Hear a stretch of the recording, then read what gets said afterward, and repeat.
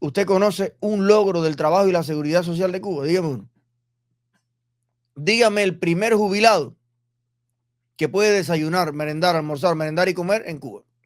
Ya, no me hable de más nada, no vamos a hablar de ropa, zapatos, ni de viajes, ni vacaciones. Dime el primer trabajador cubano que con su salario pueda alimentarse como un ser humano. Dime uno. Señores, Marrero menciona los logros en cuanto al Ministerio del Trabajo. Si recuerdas uno, te ganas un premio. Vamos a ver.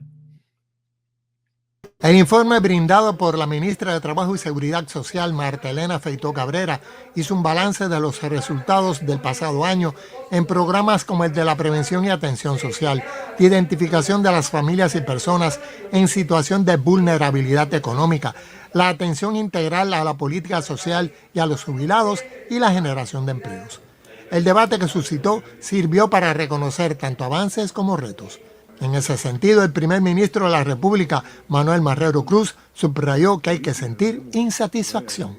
Nuestra revolución está sustentada en cimientos de políticas sociales y nosotros las hemos ido enriqueciendo, las hemos ido, ahora hablamos de integrarlas todas, pero no, la población no las percibe, porque no hemos logrado consolidar sus verdaderos impactos.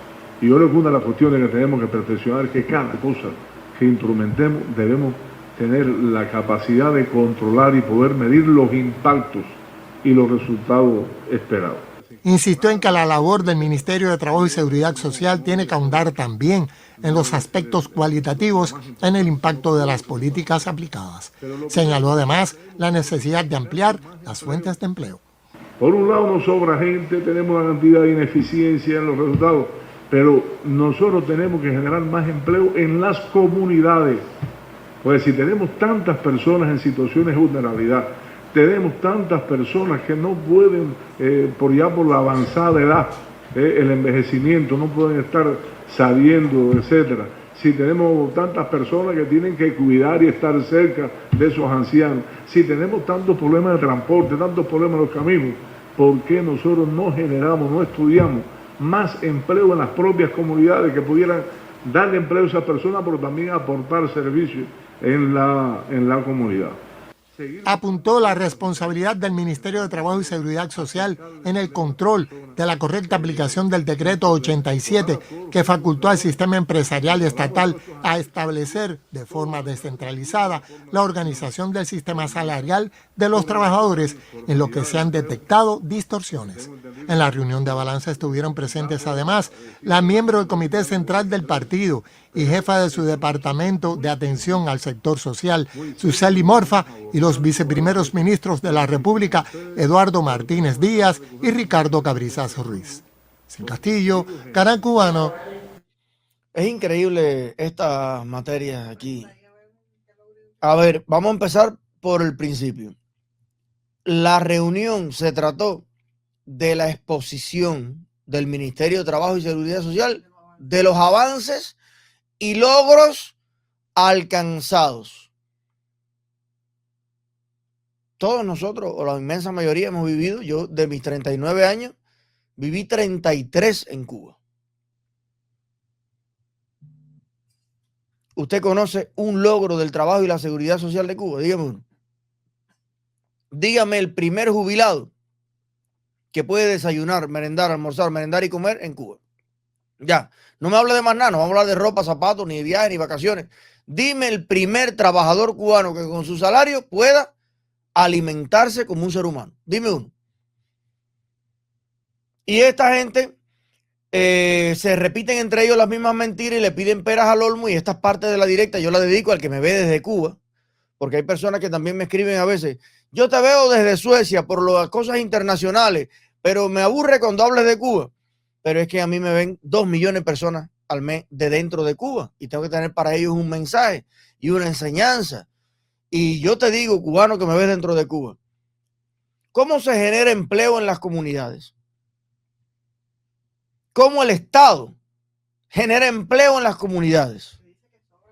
Y empleo de calidad y empleo. Señores, la comunidad es un grupo de personas, un organismo vivo, los barrios están ahí. ¿Qué empleo ha creado el condado? aquí en Hunter, en la US One? Ninguno. Pero hace 4 meses empezó la vaca loca churrasquería y creó directamente 35 empleos. Una pareja de cubanos emprendedores jóvenes que hicieron allí un mercado de frutas y de carnes y queso y otras cosas. Ya ahí no había ningún empleo. En la 86 con la 232 llegó Jamaliche, un chef cubano, y habló con el dueño de esa tierra ahí y le dijo: ahora con la nueva ley agricultural que nos permiten hacer agroturismo, vamos a poner un food truck y vamos a poner aquí una mesa y vamos a hacer el restaurante de los Jamaliches. Ya creó 15 o 20 puestos de trabajo aquí mismo al lado. Pero llegó Richard y puso la fábrica de Primo Blind. Y llegó Naldo Pro, iba a decir, Naldo, ¿qué? Naldo Grill. Y metió y creó casi 100 empleos allí. Entonces, ¿cuántos empleos ya han creado? ¿Quieren crear empleo en las comunidades, señores? Vamos a dejar a un lado ya el socialismo, el arrobo, ilusión y todos los 4 gordos estos hablando bobería, y vamos a implementar la democracia, la libertad, el capitalismo en Cuba, y las propias comunidades crean sus empleos. Es imposible pensar que un estado central, vertical de allá a La Habana va a crear empleo en todas las cuadras y en todos los barrios de Cuba. ¿De qué tamaño va a ser el estado? Si el estado es gasto prácticamente completo, gastos. ¿Quién genera la riqueza? ¿Quién genera el desarrollo, la infraestructura, los salarios, los servicios, los productos? Tiene que generarlo la empresa privada, que no puede ser ni el 1, ni el 2, ni el 3% de la economía nacional. Tiene que ser el 99% de la economía nacional. No, pero han surgido miles de MIPYME. Una mierda. Faltan 2 millones de MIPYME. Pero no, MIPYMEs bajo las condiciones actuales, que ni son privadas ni son nada, son unas autorizaciones limitadas que no se sabe realmente ni qué personalidad jurídica es la que tienen. No, eso es privado, es de él. Sí, pero viene el Estado y te pone el precio al pollo que le da la gana al Estado. Y si no lo vendes a ese precio, te lo decomisa, te lo quitas, te lo expropias. Entonces, ¿mío o no es mío el pollo? ¿Es mío o no es mío el carricoche? ¿Es mío o no es mío el carro? Entonces, cubano que me ves desde Cuba, concretemos en 2 palabras, la solución a todas estas cosas y empecemos a decirla en todas partes: democracia y capitalismo, o libertad y capitalismo. Y quiero explicarle a los cubanos que capitalismo no es una mala palabra. Capitalismo no es lo que te dicen los anticapitalistas que es. De hecho, el otro día había una disertación que seguro que la tienes por ahí, de un profesor español que explica lo que es el capitalismo, que la quería poner de corto, que es el señor que te explica que la gente confunde, incluso dentro del capitalismo, confunden al capitalista con el consumista. O sea, yo heredo una fortuna o por alguna razón me saqué la lotería, hago un dinero y yo gasto dinero en esto, en esto, en esto, en esto, en esto. No, yo soy un capitalista. No, tú no eres un capitalista. Capitalismo es una mentalidad. Capitalismo es una filosofía de vida. Capitalismo es un mecanismo económico personal que consiste en trabajo, ahorro e inversión. Si tú eres una persona que siempre guarda un poquito de lo que tú ganas, lo ahorras para invertirlo, usted es un capitalista. Porque capitalismo viene de capitalizarse, que es acumular capital. Ese capital acumulado se invierte y comienza a generar activos o pasivos. Depende del tipo de negocio. Pero al final tú lo que buscas es una rentabilidad de ese ahorro. Y ese proceso, repetido millones de veces a escala individual, familiar y a escala de comunidad y de país, se llama capitalismo. ¿Entiendes lo que te digo? Entonces, esa es la solución que le ha buscado la humanidad al desabastecimiento, a la pobreza, a la inmensa mayoría de las cosas. No es que tampoco, no, capitalismo es educación privada. Caballero, el concepto básico, general y de raíz del capitalismo no habla de la educación. En todos los países capitalistas del mundo existe educación privada y educación pública. Y la que predomina es la pública, la mayoría de ellos. El concepto de capitalismo no habla de salud. Decir que el capitalismo es el sistema en que la salud es privada es un error intelectual, conceptual. El concepto de capitalismo no habla de salud. Usted en un país capitalista en esencia, usted puede tener todos los modelos de salud que existen y todos los modelos de educación que existen. De hecho, existen así en todos los lugares. ¿Qué país capitalista no tiene educación pública o no tiene salud pública de ningún tipo? ¿Cuál? Que también existe la educación y la salud privada como una opción que tiene la familia. Pues por supuesto que de eso se trata la libertad, y existe también la educación católica. Y existe también la educación en el hogar, donde la propia familia, el papá y la mamá, es el que le enseña las cosas elementales basado en unos programas, en unas clases que vienen por un software. Modelos existen muchos. Pero creo que el cubano, cuando le dicen el capitalismo, lo que se le alumbra en la mente es lo que te han contado los comunistas que es el capitalismo. Pobreza, marginalidad, violencia, no educación, no salud. Entonces lo que tenemos en Cuba sería capitalismo. Definitivamente. Porque todos esos males es lo que hoy está en todas las ciudades de Cuba. Pobreza, suciedad, no acceso a las cosas básicas. Yo tengo de todo aquí. Mi familia en Cuba no tiene de nada. Yo vivo en el capitalismo y puedo educarme acerca de lo que me dé la gana. Porque es otra confusión, confundir salud con hospital y educación con escuela. Y páramela ahí un momentico que me embullé con esto y vale la pena. Cubano que me estás oyendo desde Cuba, y hay personas que lo necesitan oír en otras partes del mundo. Salud no es hospital y atención médica. Educación no es escuela y universidad.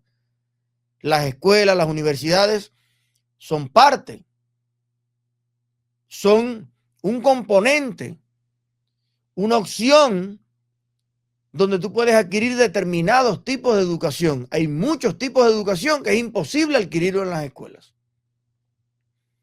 Y la salud no se obtiene en los hospitales. Los hospitales palian enfermedades. Las personas que tienen salud no tienen nada que hacer en un hospital. Salud es poder vivir en unas condiciones en las que tú puedes no enfermar, por lo menos vamos a decir, aumenta la probabilidad de que no te enfermes. Te pongo un ejemplo. Una persona que pueda vivir sobre la base de su proyecto de vida, ¿no? Que esté conectado con sus sueños, con sus aspiraciones. Una persona inspirada, una persona que tiene un camino hacia lo que quiere lograr. Es una persona que muy probablemente sea más saludable que una persona que todo lo que intente te lo prohíban, te digan que no, esté frustrado porque no puedes lograr tu sueño y tienes que renunciar a él. Y te hiciste científico y tienes que trabajar de visita al cero. ¿En cuál de los dos casos tú vas a tener mejor salud? ¿Quién puede tener mejor salud? Una persona que se puede alimentar bien. Una cosa es que no tenga educación nutricional, pero si usted sí sabe cómo comer bien y lo puede ejercer, porque vas al mercado y sabes escoger la fruta, el vegetal, la proteína, la cosa, y puedes conservar tu salud, vas a tener mucho mejor salud que una persona que se levanta en Puerto Padre en una bicicleta a recorrer el municipio a ver dónde sacaron un boniato, a ver dónde sacaron un arroz, aunque ni el boniato ni el arroz son nada del otro mundo para alimentarse. Al contrario, y falta todo. Entonces, es importante, cubano que me ves desde dentro de la isla, que nuestros canales contribuyan a que eleves un poco tu cultura, tu pensamiento, tu preparación, porque si no tenemos cultura y pensamiento y preparación, simplemente nunca vamos a poder entender por qué es necesario luchar por la libertad. Yo no puedo invitar a luchar por la libertad a una persona que no entiende para qué sirve la libertad, o qué es la libertad, o qué es el capitalismo, o qué es la democracia. Y el capitalismo no es más que un sistema que te permite trabajar, ahorrar e invertir. Ese es el capitalismo. Usted no quiere de su trabajo ahorrar un poquito, acumular un capital e invertirlo, ya sea en acciones de la bolsa, ya sea como capital o como socio de un pequeño negocio, ya sea en su propia superación. Usted no quiere eso. Usted quiere solo depender de los 3 kilos que te mande Marrero Canel todos los meses y que no te alcanzan ni para la pastilla. Yo no lo creo. Yo creo que la inmensa mayoría de los cubanos quisiera vivir en un sistema capitalista. Pero creo que muchísimos miles o millones de cubanos, tú le preguntas, ¿qué es el capitalismo? Y te vas a cagar con la respuesta que te van a dar.